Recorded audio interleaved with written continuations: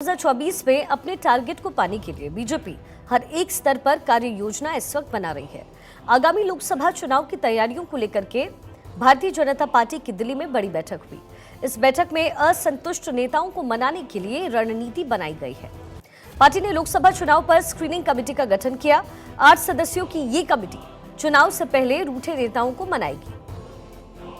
Committee असंतुष्ट नेताओं से संपर्क करेगी और उनके असंतुष्टि के कारण का पहले पता करेगी। ये कमेटी दूसरे दलों से आने वाले नेताओं की स्क्रीनिंग करेगी और फिर उसके बाद ही उन्हें पार्टी में एंट्री दी जाएगी।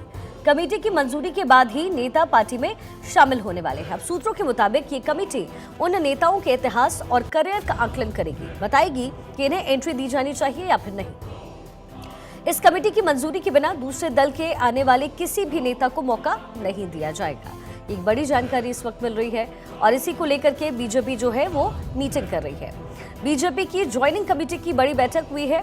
सीएम हेमंता, भूपेंद्र यादव इस बैठक में मौजूद रहे। बैठक में नेताओं के ज्वाइनिंग के रोड मैप पर चर्चा की गई। अनुराग ठाकुर, वीएल संतोष भी बैठक का हिस्सा रहे हैं। ये जानकारी हम तक पहुंच रही है। 2024 में जो टारगेट है बीजेपी का, उसको लेकर के पूरी तरीके से कवायद तेज कर दी गई है। बीजेपी की ज्वाइनिंग कमेटी की बैठक हुई है। सीएम हेमंता, भूपेंद्र यादव बैठक का हिस्सा रहे। बैठक में नेताओं के ज्वाइनिंग के रोड मैप पर दरअसल चर्चा हुई है। अनुराग ठाकुर और वीएल संतोष भी इस बैठक का हिस्सा रहे।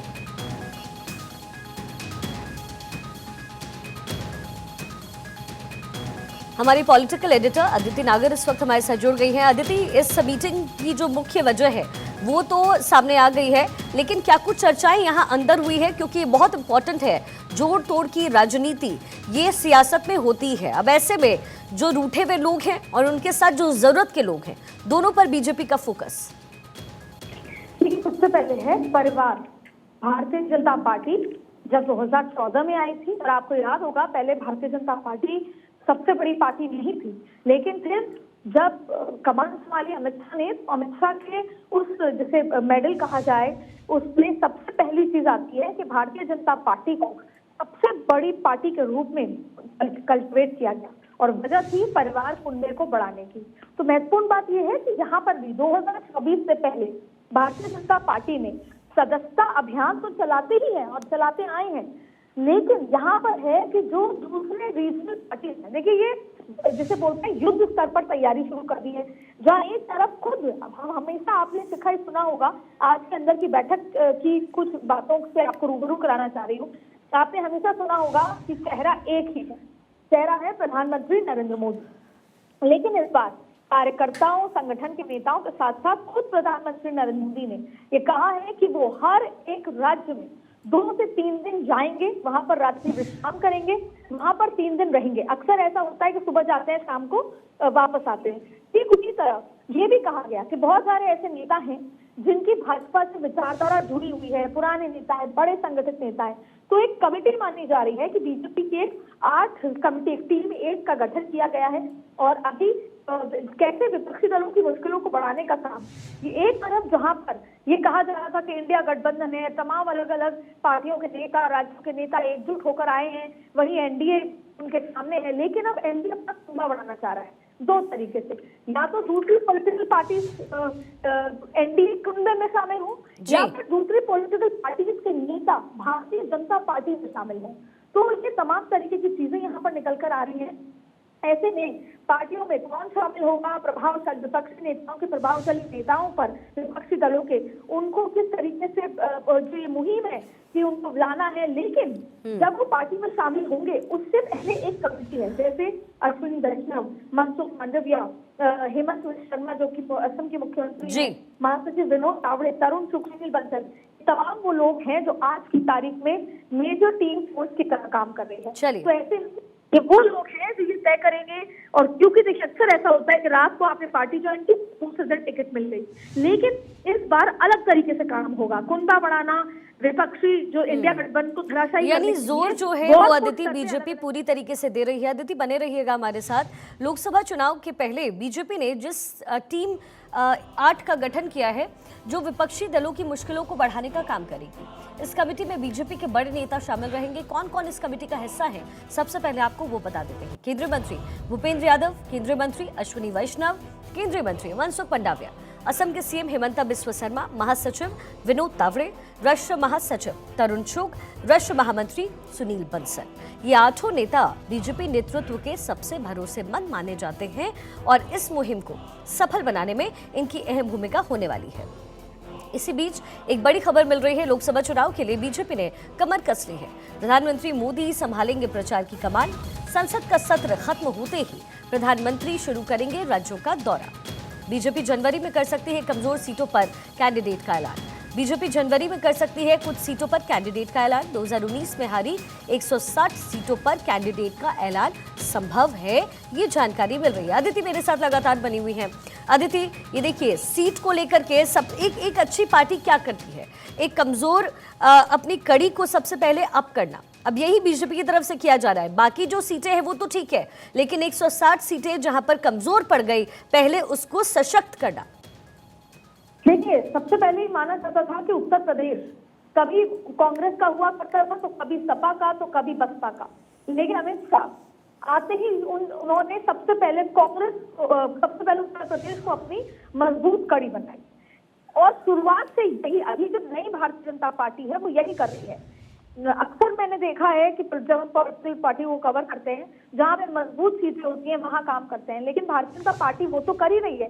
लेकिन इन 161 सीटों पर जो कि भारतीय जनता पार्टी कभी भी नहीं जीती है, उन पर वो पिछले 2 सालों से काम कर रही है, जहां पर अलग अलग नेताओं का दौरा हुआ है, जहां पर अलग अलग नेताओं को जिम्मेदारी दी गई है। अब देखिए, जैसे मैंने आपको कहा था कि युद्ध स्तर पर काम हो रहा है।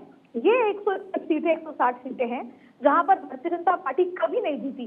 वहां पर पिछले 2 सालों में संगठन खड़े किए गए, संगठन ने काम किया, वहां पर टीम मजबूत है, वहां पर प्रभारी है, रिपोर्ट होती है, फीडबैक होता है, प्रवास होता है, प्रचार होता है।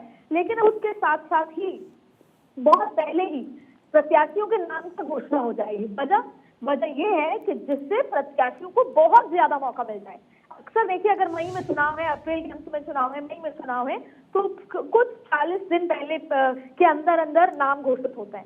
लेकिन आप देखिए, जब 2-2.5 महीने पहले नाम घोषित हो जाएंगे तो उन प्रत्याशियों को मौका मिलेगा, वो अपने इलाके के लोगों को जान पाएंगे, प्रचार कर पाएंगे, प्रसार कर पाएंगे। तो कहीं ना कहीं अपनी कमजोर सीटों पर काम करने की रणनीति है। दूसरा, प्रधानमंत्री नरेंद्र मोदी केवल चेहरा ही नहीं, कोई वीआईपी चेहरा या कोई सीएम पद का चेहरा नहीं है, वो खुद एक राज्य जाएंगे, रात को वहां पर रुकेंगे और जिस कड़ी में 6-7 तारीख को वो राजस्थान जा रहे हैं। सिखा, ये बहुत पूर्ण बात है।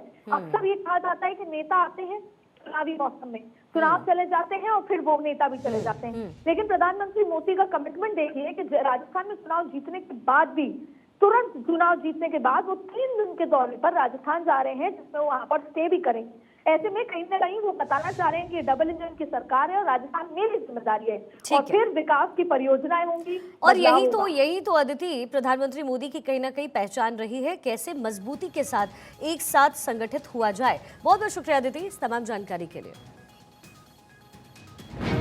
का प्रतिबिंब है।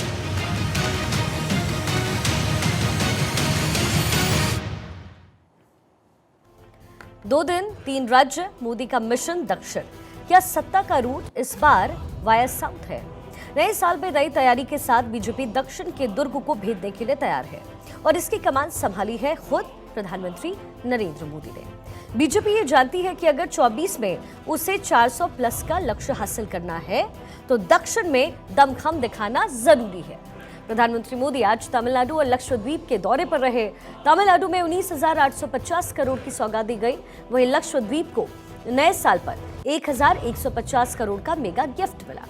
मोदी सबसे पहले तमिलनाडु में भारतीदासन विश्वविद्यालय के 38वें दीक्षांत समारोह में शामिल हुए और फिर तिरुचिरापल्ली हवाई अड्डे के नए टर्मिनल भवन का उद्घाटन किया।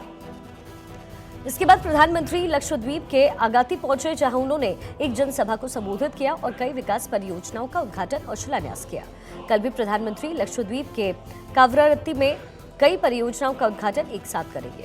तमिलनाडु के तिरुचिरापल्ली में प्रधानमंत्री मोदी ने तमिल संस्कृति और सनातन को लेकर के कहा कि तमिलनाडु में समृद्ध इतिहास के प्रमाण हैं। जब मैं विकसित भारत की बात करता हूं तो इसमें आर्थिक और सांस्कृतिक दोनों पहलू शामिल है।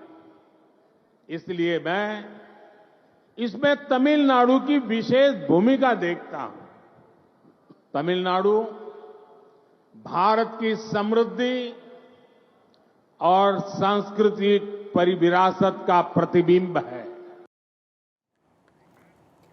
प्रधानमंत्री नरेंद्र मोदी ने लक्षद्वीप के अगत्ती में जनसभा को संबोधित करते हुए कहा कि आजादी के बाद लंबे समय तक इसके इंफ्रास्ट्रक्चर पर उतना ध्यान नहीं दिया गया। उनकी सरकार का प्रयास है कि गरीबों के पास घर हो, टॉयलेट हो, बिजली गैस जैसी सुविधाओं में कोई भी वंचित न रहे। सरकार का प्रयास है कि गरीबों के घर हो, उनके पास टॉयलेट हो, बिजली, गैस ऐसी सुविधाओं से कोई भी वंचित न रहे। अगत्ती सहित पूरे लक्षद्वीप के विकास के लिए भारत सरकार पूरी प्रतिबद्धता के साथ काम कर रही है। मैं कल कवरत्ती में ऐसी अनेक विकास परियोजनाएं लक्षद्वीप के आप सभी साथियों को सौंपने वाला हूं। सीएम नीतीश कुमार को मिला न्योता। राम मंदिर प्राण प्रतिष्ठा में आने का न्योता नीतीश कुमार को मिल चुका है। 22 जनवरी को प्राण प्रतिष्ठा में आने का न्योता मिला है। नीतीश कुमार को एक बड़ी जानकारी इस वक्त मिल रही है। बिहार के सीएम नीतीश कुमार को राम मंदिर आने का न्योता मिला है। राम मंदिर प्राण प्रतिष्ठा में आने का न्योता नीतीश कुमार को मिला। 22 जनवरी को प्राण प्रतिष्ठा में आने का न्योता बिहार के सीएम नीतीश कुमार को मिला है। ये एक बड़ी जानकारी इस वक्त मिल रही है। सियासी उठापटक के इस दौर में ये जानकारी अपने आप में बेहद महत्वपूर्ण इसलिए भी क्योंकि कयास लगाए जा रहे हैं कि एक बार फिर से नीतीश कुमार यू टर्न ले सकते हैं। ऐसे में बड़ी जानकारी आपको दे दें, 22 जनवरी को अब अयोध्या आने का न्योता नीतीश कुमार को भी मिला है। प्राण प्रतिष्ठा में आने का न्योता नीतीश कुमार को मिला है। ये एक बड़ी जानकारी इस वक्त मिल रही है।